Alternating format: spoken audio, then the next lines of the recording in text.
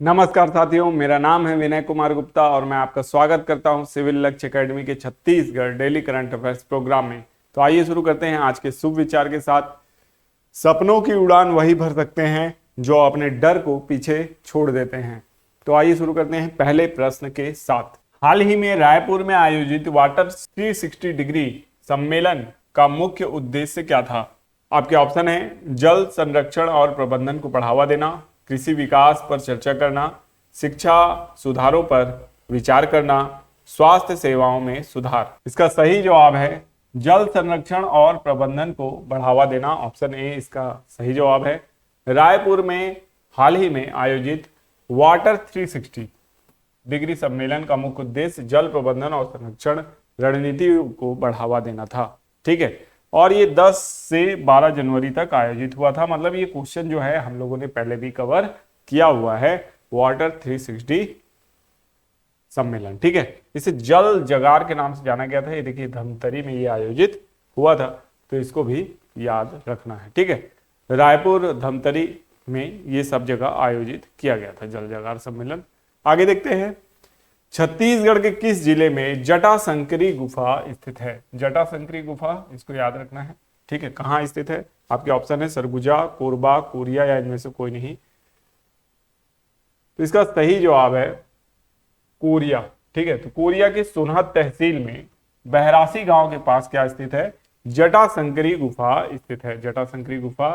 ठीक है, इस गुफा में स्थापित शिवलिंग पर 12 महीने प्राकृतिक जल बूंद बूंद भगवान का अभिषेक होता रहता है इससे, है ना। तो जटाशंकरी गुफा को आपको याद रखना है।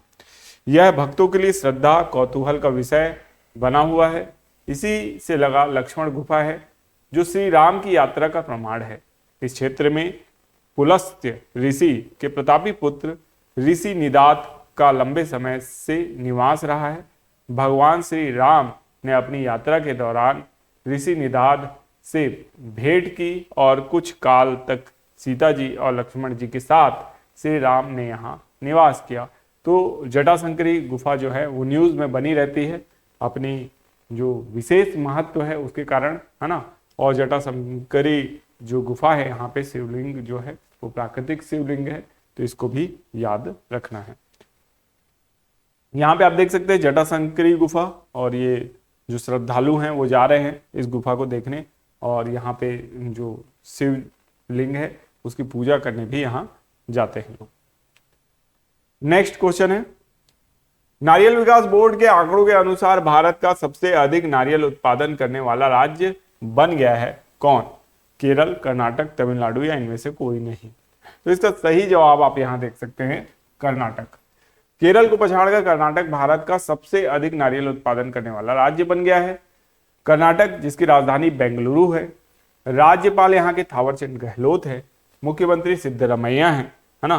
तो केंद्र के नारियल विकास बोर्ड के आंकड़ों के अनुसार 2022-23 में कर्नाटक ने 595 करोड़ नारियल का, जबकि केरल ने 563 करोड़ नारियल का उत्पादन किया। तो इस मामले में कर्नाटक बेहतर स्थिति में है, और कर्नाटक 2023-24 के आंकड़ों में भी पहले स्थान पर बना हुआ है, तो ये याद रखना है। जबकि केरल को आप जानते हैं केरल मसालों के लिए विशेष रूप से प्रसिद्ध है।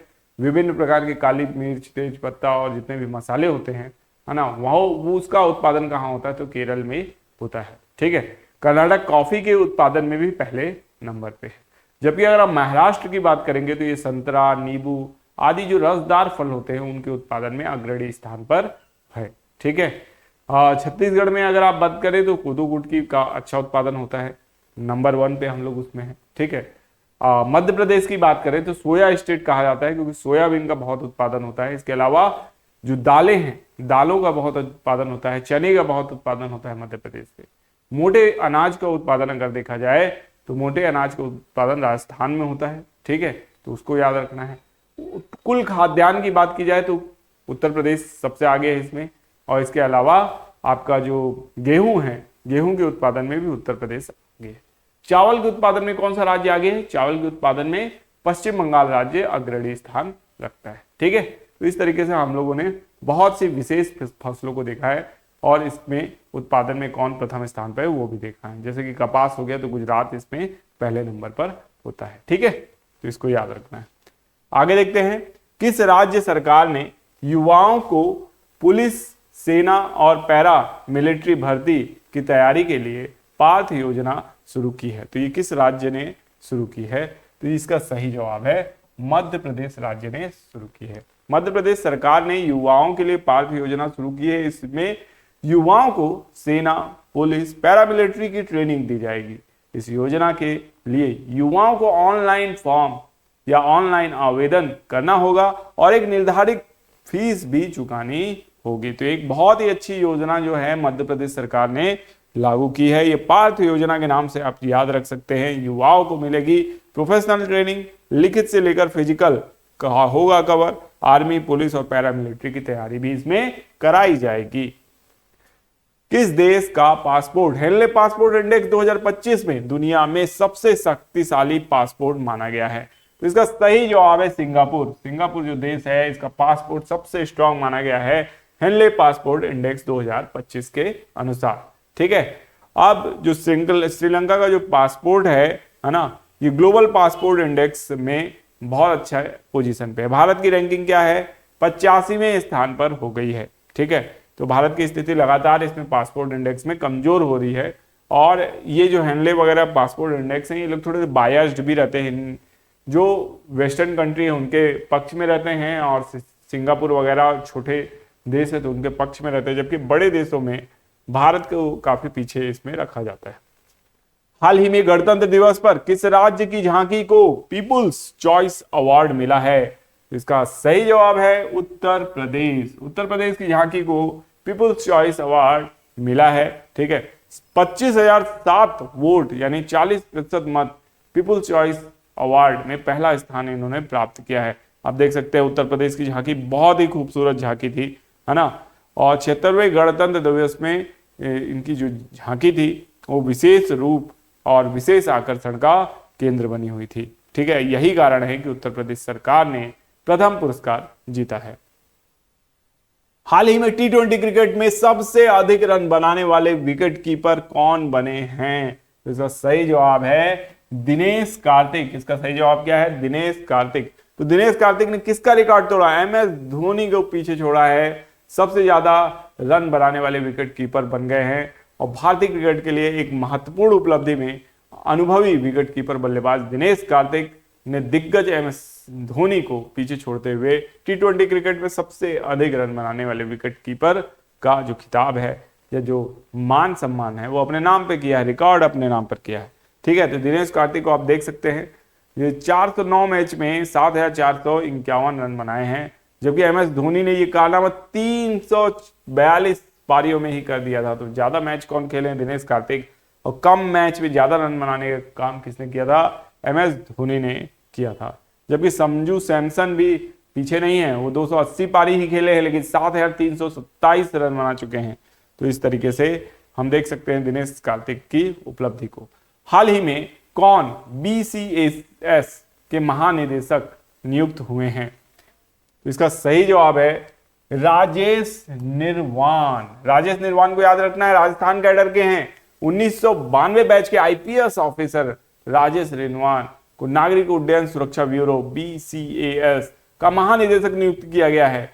मंत्रिमंडल की नियुक्ति समिति ने नागरिक उड्डयन मंत्रालय के इस प्रस्ताव को मंजूरी दे दी है। तो निर्वाण इससे पहले राजस्थान के होम गार्ड के महानिदेशक पद पर कार्यरत रह चुके हैं। ठीक है, तो इसको याद रखना है।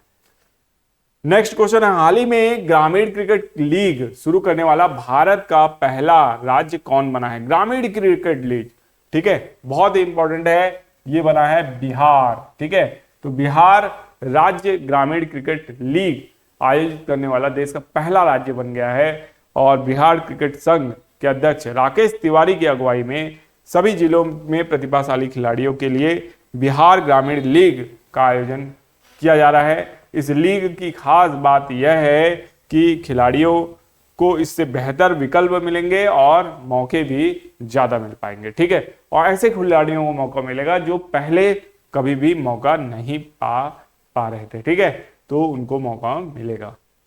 होमवर्क प्रश्न देखते हैं। हाल ही में राष्ट्रीय पैरा एथलेटिक्स चैंपियनशिप 2025 का लोगो कहां लॉन्च किया गया है? इसका सही जवाब है चेन्नई में ये लोगो लॉन्च किया गया है। ठीक है।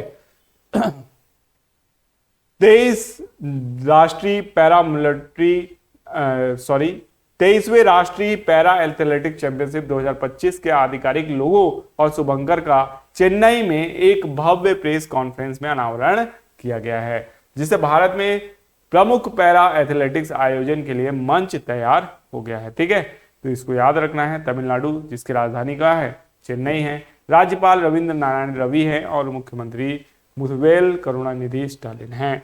ठीक है, इनको याद रखिएगा। अब ये होमवर्क प्रश्न है जिसका जवाब आपको कमेंट बॉक्स में देना है।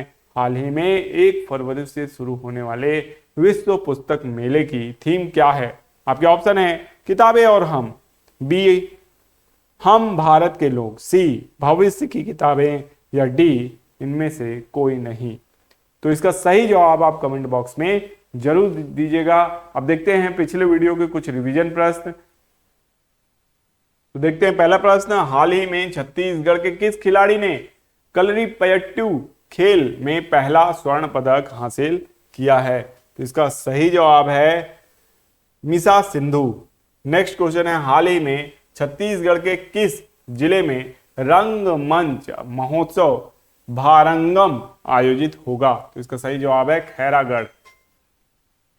दुनिया की सबसे बड़ी तोप जय बाढ़ कहां रखी हुई है? तो इसका सही जवाब है जयपुर। हाल ही में चीन की किस कंपनी ने अपनी क्वीन 2.5 आर्टिफिशियल इंटेलिजेंस मॉडल का नया वर्जन जारी किया है? अलीबाबा। हाल ही में नामदफा नेशनल पार्क में कितने वर्ष बाद एक वयस्क नर हाथी देखा गया? 12 वर्ष बाद। 2024 के अंत तक यूनाइटेड पेमेंट इंटरफेस ने भारत के कुल भुगतान वैल्यूएशन का कितना प्रतिशत संभाला? 83%। केंद्र सरकार के कर्मचारियों के लिए एकीकृत पेंशन योजना कब से प्रभावी होगी? 1 अप्रैल 2025। हाल ही में भारतीय समाचार पत्र दिवस कब मनाया गया है? तो 29 जनवरी को मनाया गया। हाल ही में 8 दिवसीय नागोबा जात्रा मेला कहां शुरू हुआ है? तो तेलंगाना में शुरू हुआ है। हाल ही में किस राज्य सरकार ने सम्मान संजीवनी ऐप लॉन्च किया है? हरियाणा। हाल ही में राष्ट्रीय पैरा एथलेटिक्स चैंपियनशिप 2025 का लोगो कहां लॉन्च किया गया है? तो ऑप्शन बी चेन्नई में लॉन्च किया गया है। ठीक, तो ये रहा आज का वीडियो। आशा करते हैं वीडियो आपको पसंद आया होगा और इस वीडियो की पीडीएफ जो है आपको टेलीग्राम चैनल में मिल जाएगी जिसका नाम है सिविल लक्ष्य एकेडमी। मिलेंगे नेक्स्ट वीडियो में। आपका दिन शुभ हो। धन्यवाद।